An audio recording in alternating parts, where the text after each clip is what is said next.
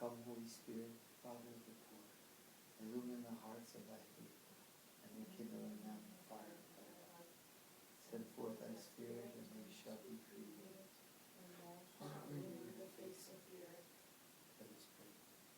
O God, who didst instruct the hearts of thy faithful by the light of the Holy Spirit, grant us in the same Spirit to be truly wise, and ever to rejoice in his consolation.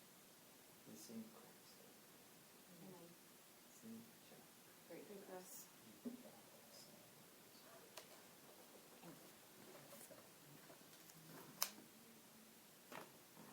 All right, so the quest for acculturation requires two different motions. So the first is that Christ belongs in a culture. Notice how I'm phrasing that on purpose. And the second is that Christ does not belong to a culture. And yes, I feel very smart. That is just pure genius. That is the whole class right there. But Christ belongs in a culture. Christ does not belong to a culture. And so the process of evangelization is one of bringing, so I'll put this down, here's the third idea.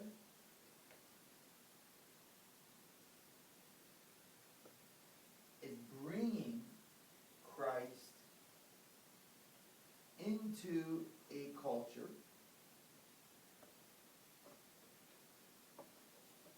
without destroying it, but rather enhancing it.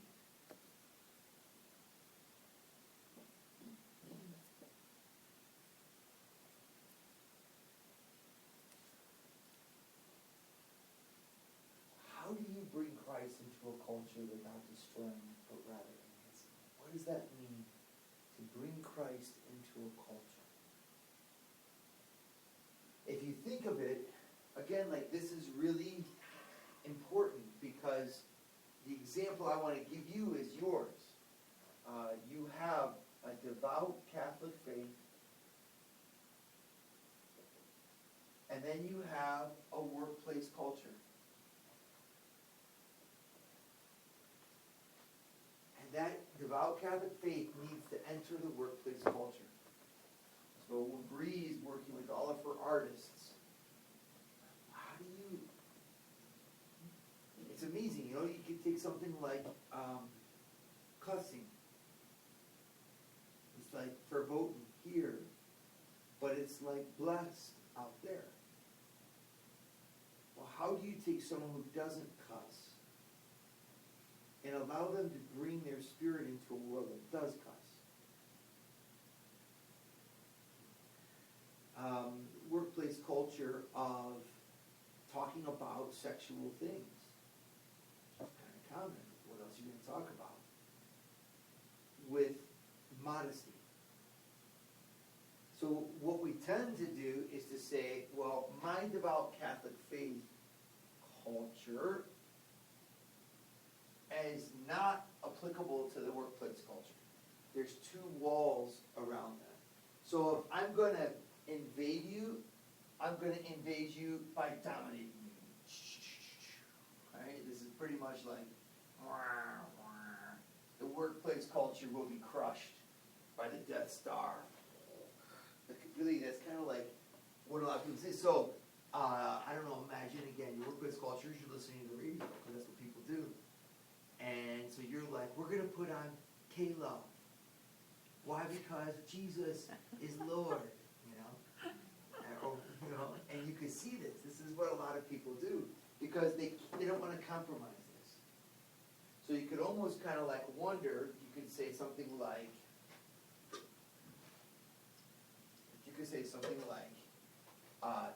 domination is caused by fear of compromise. I actually think that's pretty profound. I think there's a lot, there's also, there's like hatred and stuff, but it's usually not that. It's mostly if you're dominant, compromised. I'll never forget the guy when I was working at UPS, and I worked inside the warehouse that was delivering the packages, and there was one of the guys I worked with, I'll never forget him. I forgot almost everybody else. I remember about 3 people from that job. But the guy I remember was the one that always wore Christian t-shirts.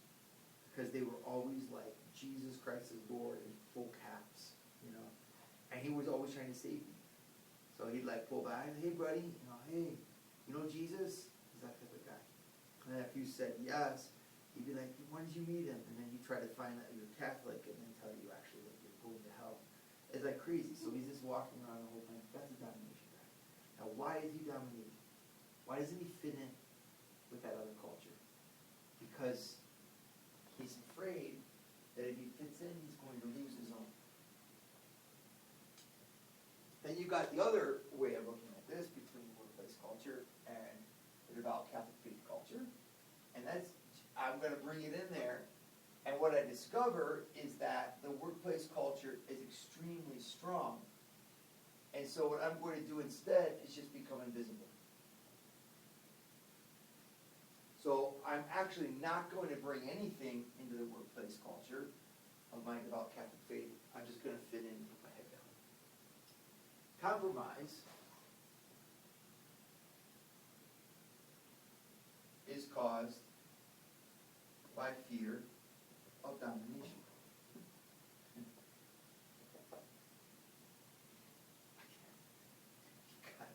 You got to pay $30,000 a year to take classes like this. Compromise is caused by fear of domination.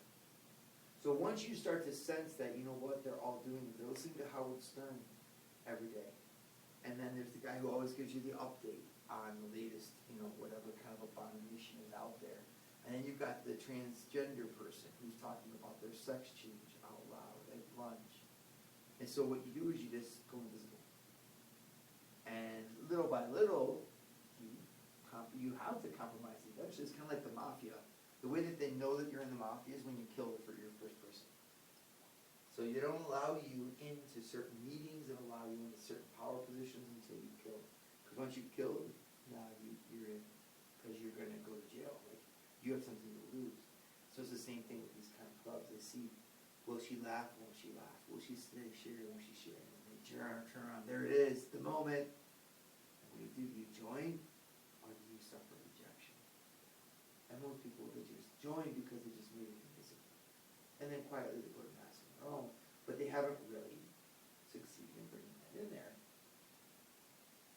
What's the third idea? How do I take this without dominating it and without being dominated by it? This is kind of a new thing. It's the sneak attack. That's when you say culture is transmitted from the inside. Huge insight that our dear, Catholic, right type of people, whom I love and who do good things, but they don't understand their freedom.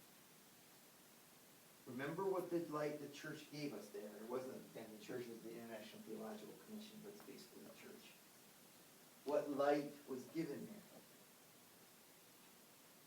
Culture comes from people.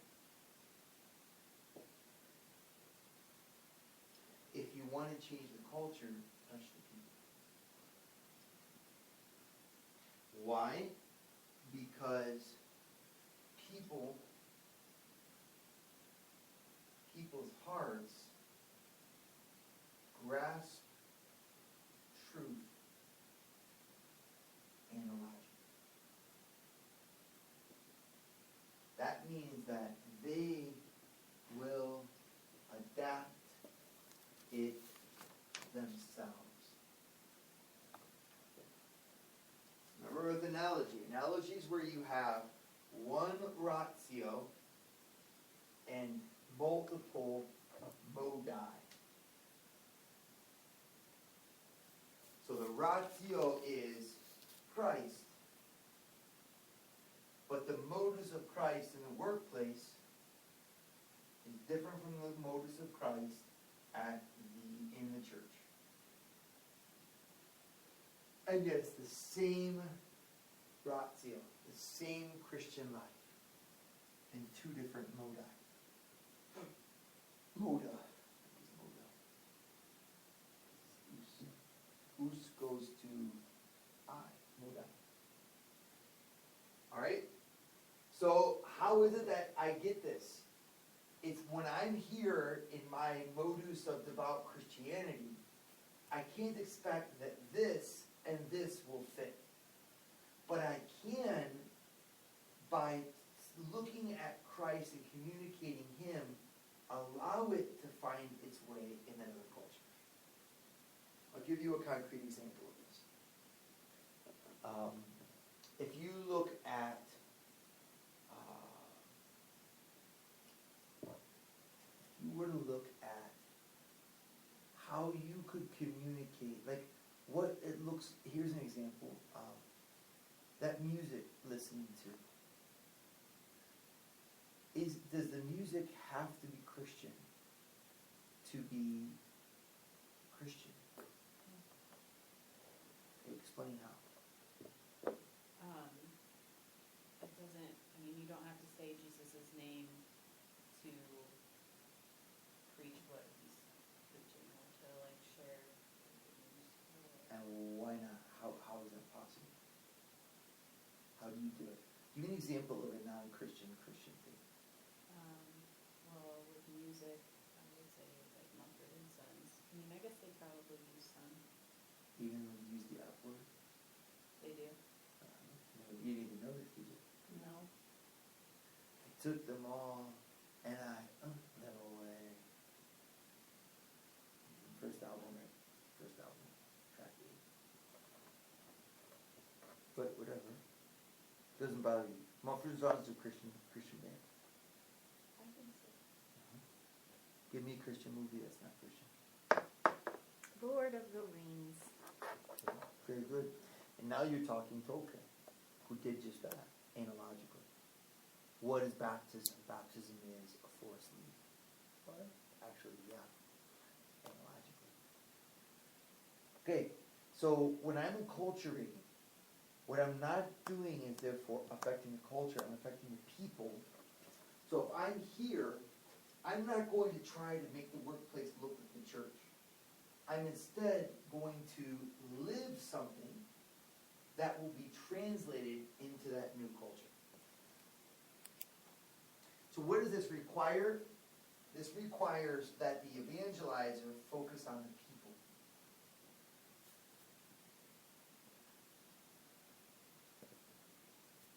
Not their culture. And this is something that the new evangelization folks don't get. Because you can't market that.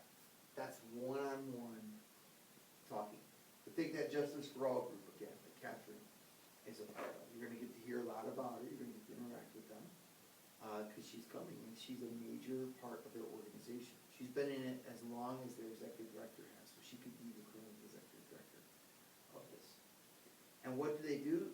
They focus on making conversation and talking to people. So you're actually trained when you're one of their evangelizers, not to go beating them over the head, but to love them, listen to them, and then dialogue with them. And she said, our conversations go on 2 or 3 hours at a time. Because they're not coming at it with, you need to do this or that, but why do you think this? Tell me where your heart is. And then by listening, they engage the person. And then that person can take their message and live it out however they're going to live it out. So that works.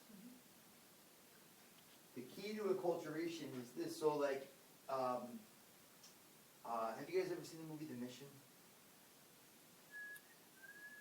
No. Yes, I have it. I could actually play it for you. But I'm not in charge. It's an incredible movie. But the scene is a Jesuit who's going to eventually, there are all these people here who are living in pagan world, will adopt the culture of European, to become European. And they'll do that through Christ, which is why the church was used by the state to transform cultures. So in this way, this movie, the way that the Jesuit communicates, he doesn't know their language. They killed the priests that were sent to where he's going before him. They martyred them. They don't speak their language. They don't have their ways. These people are living in the jungles, like literally nude, hunting, and eating berries and whatever. And in walks Jesuit priest from Spain. And so he gets up there, and what does he do? He plays music. He sits down by the stream and starts playing this melody.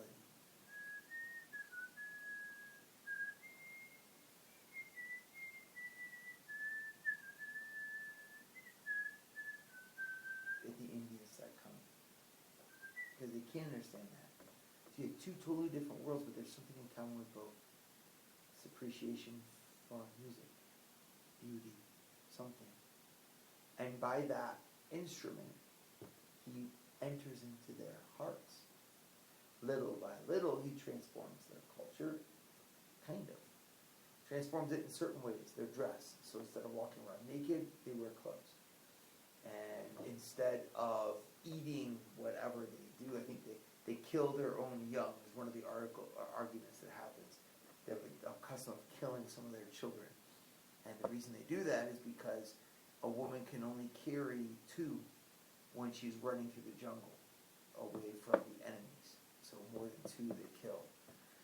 So that was obviously stopped. How do you make the discernment between what stays and what goes in a culture? Well, this is my last point, and then I'll go ahead. This discernment, so this transformation from one to the next, how do I know that it's better? A culture is purified. A culture can be purified, and it can be polluted. So it's not just because it's your culture that it's good. I know this goes against cultural sensitivity, but I think cultural sensitivity is both erroneous and impossible. Culture can be purified and it can be polluted.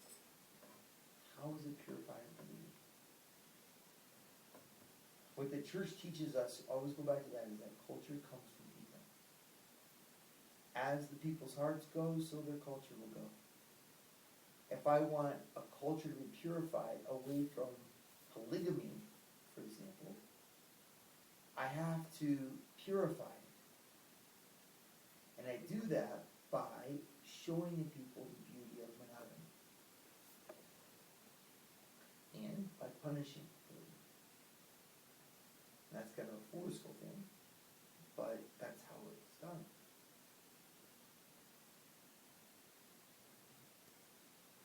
So to kind of sum up where we're at here, if you're the workplace devout Catholic, you're devout Catholic in a workplace that's neutral, or that means you're working at Chipotle with those people that we got to meet. I'm like, boy, my God, I'm not working for these people. Like, wow, what a life. All right, so how is it that you live out your faith in that situation based upon what you just heard? I've heard it now, once you learn it. Put it together for me.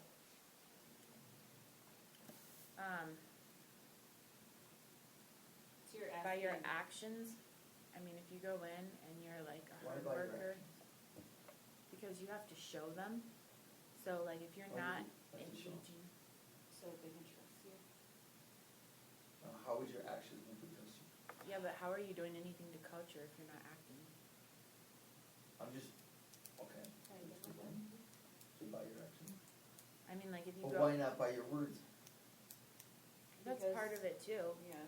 I'm not saying, I'm just saying if you go in and you're like helpful to people and you are working hard and you're like not slacking off on your job responsibilities and people know that they can talk to you, but they also know that you're not going to engage in, like you hold yourself to a standard, you're not cussing, you're not engaging in conversations that are about, who you hooked up with on the weekend, or, I mean, you're going into their culture, but you're like changing how you are in it. Okay, that's the first step. What's the second step? How do you purify? How do you make a difference?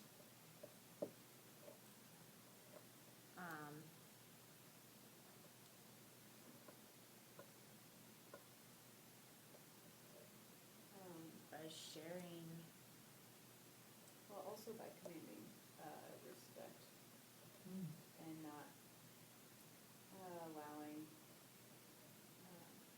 anyone to like mistreat you, or like if they're like, if they want to engage in an argument or whatever, you know, you have to, rather than lashing out, tell them, like, just, you have to raise the bar essentially in conversation and in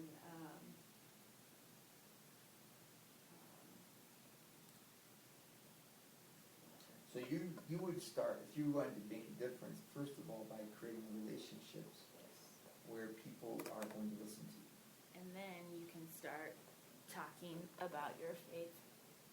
Okay, but first you have to establish You have to have a relationship. Would you be good by talking about your faith to purify a culture? Probably not. How would you? Like if I just Are walked we, into would a we culture, personally, or is it possible? Is it possible? I think it's possible, worked but for Jonah. Jonah. but in the culture that we live in, I think you have to establish a relationship first. Otherwise, you make a name for yourself. People judge you and make assumptions of like what they think a Christian is or who a Christian is Our before culture, getting to know you. it's not very open to like dialogue. So if you just come in and you start talking about your faith, people are automatically going to label you as uneducated, someone who is ignoring science and just like creating a god that will make them feel better about themselves. So you can't just go in. I mean, in some cultures you have probably, but not in ours. So you're reading in that way of life, you're reading the how to approach it.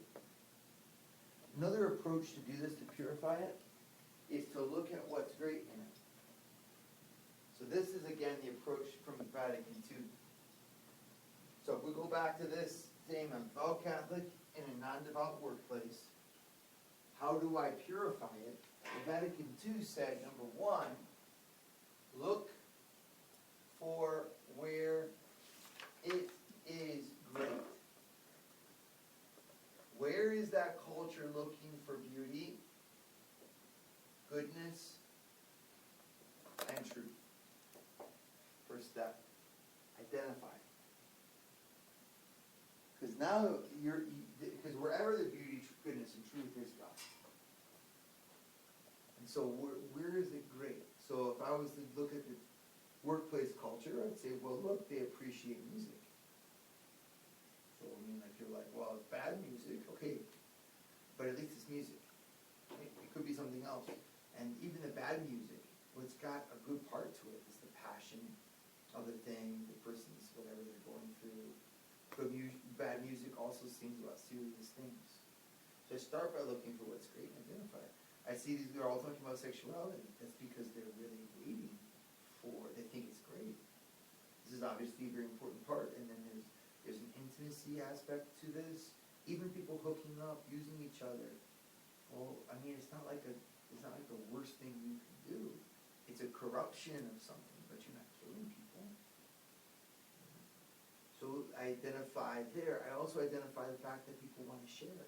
People want to be known. I start by looking at all that where it is great. And I see in those things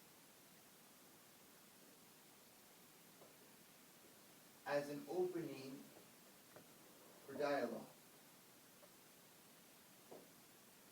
What I mean by that is an opening for me to present Christ as the fulfillment of their greatness. But this is where the intelligence comes in, because you need to do this without compromising. And the way you do it without compromise is by analogy.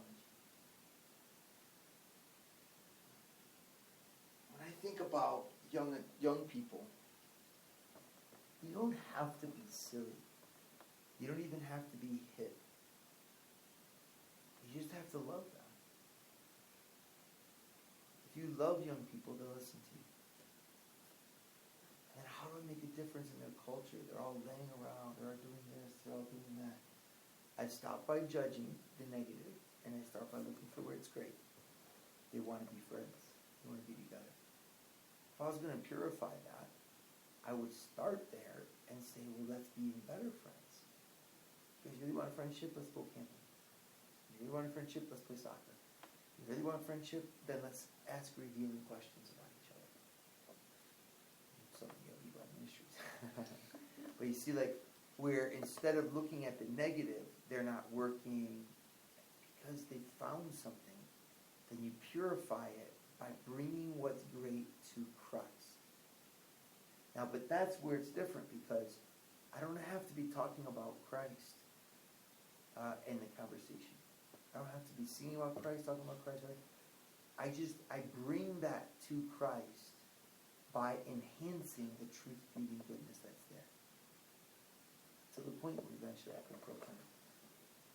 See, as there's a dialogue, and then I move into a proclamation.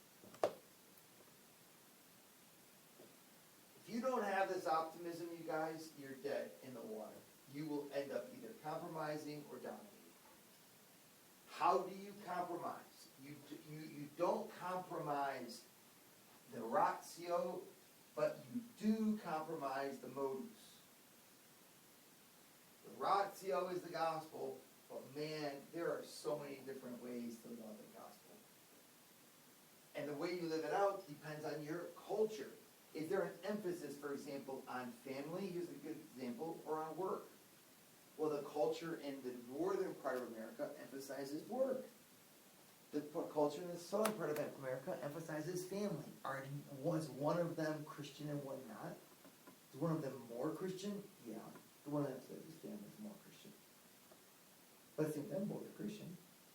If I wanted to purify the culture of work, I would try to bring it to emphasize family more, but I'd have to acknowledge that it's working families.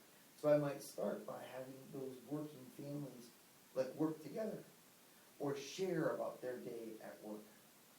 I wouldn't want to say you have to get rid of the work ethos. I would simply say you need to purify it. So it's working. I look where it's great. I see that as the place where I start. Christ is the fulfillment of that greatness, and then I follow that. So I think you evangelize a workplace where they're talking about Howard Stern by talking about what they're talking about. From a positive point of view. No, I don't have a problem with Howard Stern. Of course, I've got all kinds of problems with Howard Stern if I'm in my culture, but if I'm a missionary, but why is he so popular? What does he do that's so great? For the quality of the show, timing of his intervention, the fact that he actually knows what people want to listen to and hear. It's for all signs of greatness. So why can't I respect that and then build upon that? I want to hear neat things. People really want to talk about that. There's another person who really does this amazing things. And he's a little bit pure. And you just purify it. But you haven't done it by going against it. That theory that I just put out right there is under a lot of criticism. The traditionalists say it doesn't work. There's a book that just came out called The Benedict Option. Yeah, but their form isn't working, clearly. They say it does. They say it's marvelous. You never see so many people going to our forum. Book just came out called The Benedict Option, and it's written by a guy who's a formal schismatic, so he's actually like, there is no pope. And because like, they're just, everyone's corrupt. And it has a foreword by the abbot of Clear Creek, which is like really quite an endorsement, because the abbot of Clear Creek is a traditional Catholic abbey that a lot of the traditional people like to go to. And the Benedict Option is this: stop trying to act like you can dialogue with the culture. Cut ties, condemn it outright, and then build your own culture that's stronger than that. So basically, do what Benedict did. He didn't sit there. The book uses the analogy between Boethius and Benedict. Boethius said, I have to stay in the Senate and work with what's there to transform the laws little by little. And of course, he failed. The empire fell, and no one talks about Boethius. Benedict, everyone talks about, because when it was all corrupt, he didn't compromise. He kept himself exactly the way he wanted to, and he simply left and started a new community and a new world on its own. And so what you need to do is stop thinking you're dialoguing and start becoming proud of the differences. It's almost like, instead of trying to even penetrate them, just draw them into you. Those who want to come will come because what you have is so awesome.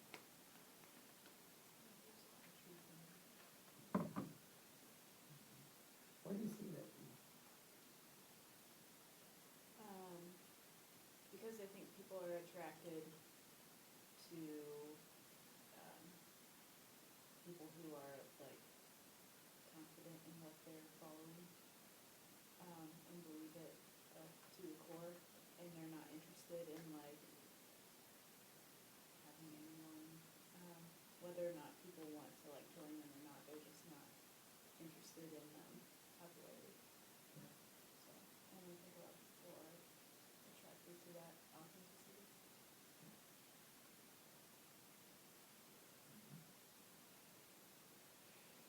How about you?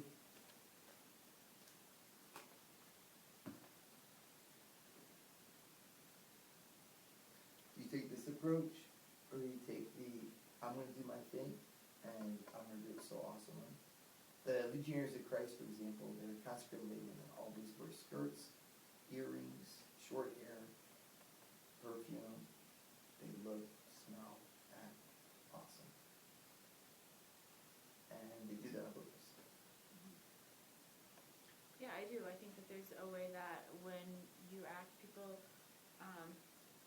are automatically drawn to someone that is not just partaking in the culture, because I think that a lot of people that do take part in like our very secular culture are looking for something more. So when they do see a person who, if you're at Chipotle working and you're not just doing the same thing as everyone else, there's an attraction there. Maybe But- not for everyone, but Yeah. I think it's the discipline that's also attractive. Really? Yeah. You don't? I'm asking, does it work?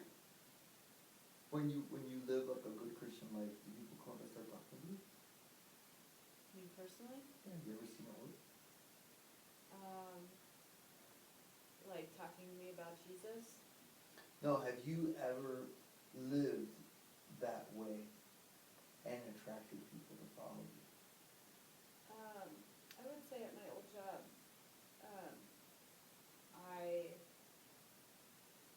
I was not one to like speak about my faith, but everyone knew. They like quickly dubbed me as the sweet Christian girl. And I had a lot of like Well, they knew you, right? Boy, they picked you right away. yeah, they did. Sweet Christian girl. And there was like, it was not a good culture, a good work culture, an environment to work in. And I did my best not to participate in like all of the gossip and all of the whatever degrading talk and I think a lot of people respected me for it, and they would talk to me about faith and ask questions. I mean, there's always older people that were asking me and seeking like advice where I was Really? like, Even old people? yeah, and I mean like, there was a lot of times I'm like, this is like out of my like, I can't do your business, but so I'd say it works. Where do you guys think, where would you start to purify your family's culture?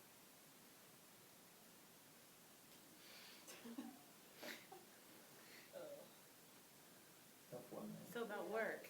Yeah. That's a lot easier. It is. Purifying the family's culture is probably the hardest thing. I think it is. Go back to your principle. Culture comes from? People. Purify. People. The culture, I start with purifying the people. How do I purify a person? That's really. And more than that. I think you're right. By loving them, but also by Discipline. They're like, challenging them. yeah. They may not want to be though. That's the hard Oh part. yeah. Nobody do. wants to be. They Yeah. really do. Especially if they remember they're your family. Yeah, I Well- mean, where you can go into a workplace and you can make an impact, you know, like you come in and you're positive in a place where everyone's in a bad mood and like, you know, pretty soon people start to notice that and you're friends with everyone. It doesn't work the same in a family. Yeah, that's hard. And two, you have your own, I don't know, I feel like there are a lot more insecurities that you have in your family rather than entering a new world, work.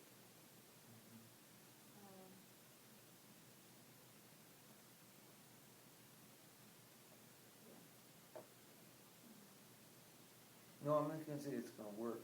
It's the approach. What I want you to get is that idea, not to look at the how. Like if I looked at how the natives were dressed, I would be abhorred. And that's just what you kind of see in the movies, right? They're savages, you know. It's like, put all that, the how aside.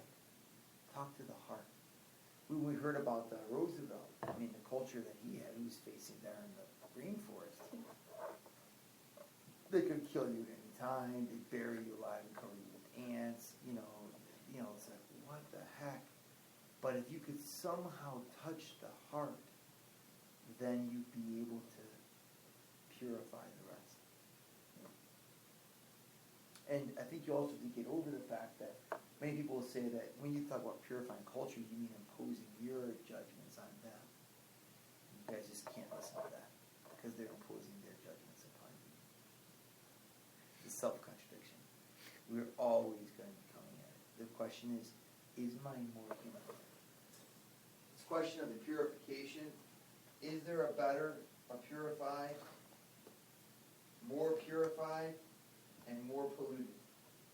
And the answer is yes. Based upon what? Go back to your principles. Culture comes from people. And so I can look at this and I can say, the human heart is ennobled more or less. You could almost put is ennobled or hindered. I have no problem instilling a dress code. No problem telling kids to get up at 6 a.m. No problem insisting that scholarship people work for their money. No problem with correcting people who are lying.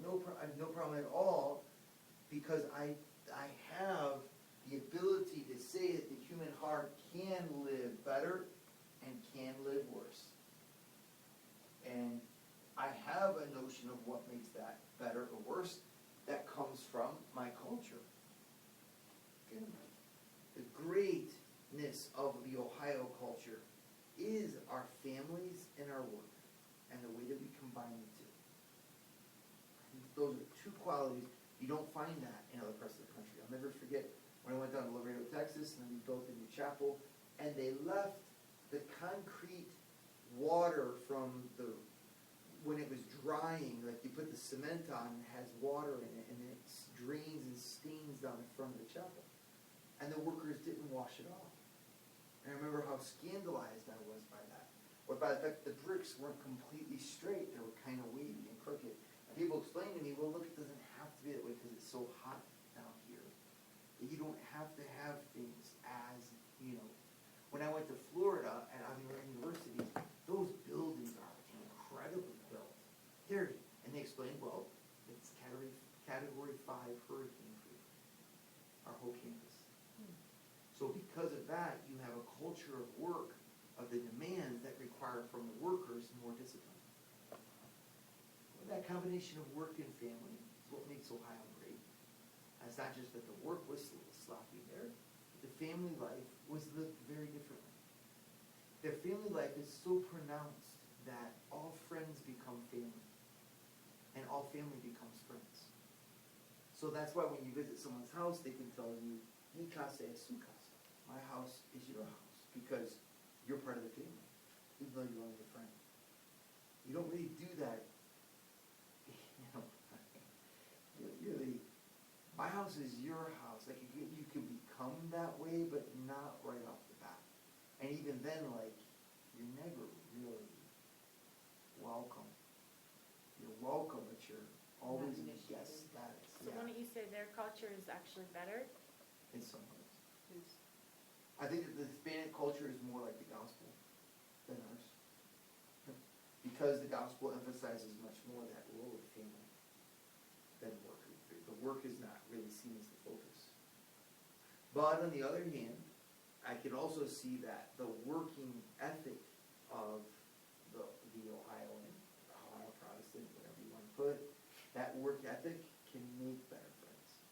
Because there's a drama of unbelievable proportions when all you do is think about your relationships. It's something that's nice when people are like, yeah, I've got relationships, but I'm trying to actually do something. I'm trying to build a rocket. I don't have time for a relationship right now because I don't have time for finance when developing a new software app. It's not good. It's better to have friends that develop software app. But there's something refreshing because that dedication of the workplace is going to go into dedication of relationships for the time spent. And so when you find someone who's been able to really form themselves by work and then choose to become a friend, usually they're a more virtuous friend. And someone who's like, I'm just always loving everybody. It's kind of like walking around this mess. So they're more likely to be a crazy friend. Yep. As far as that, always.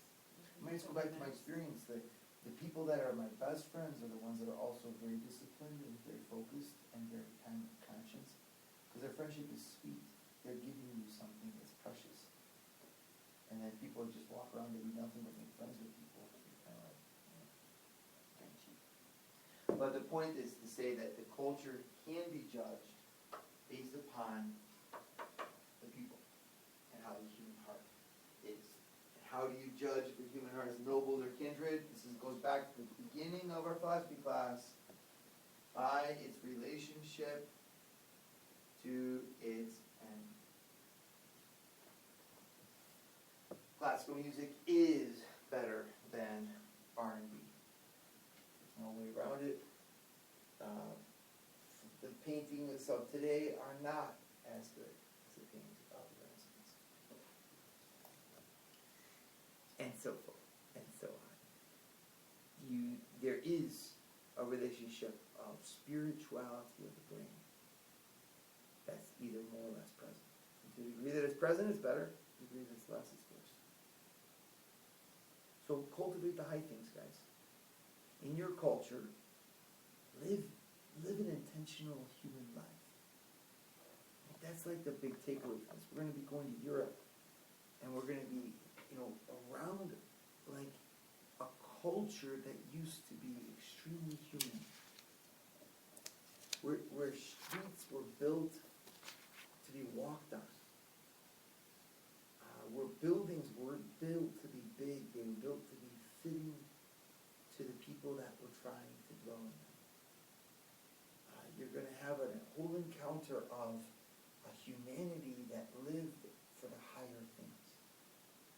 And hopefully it will inspire us. Be like, why am I not living like that?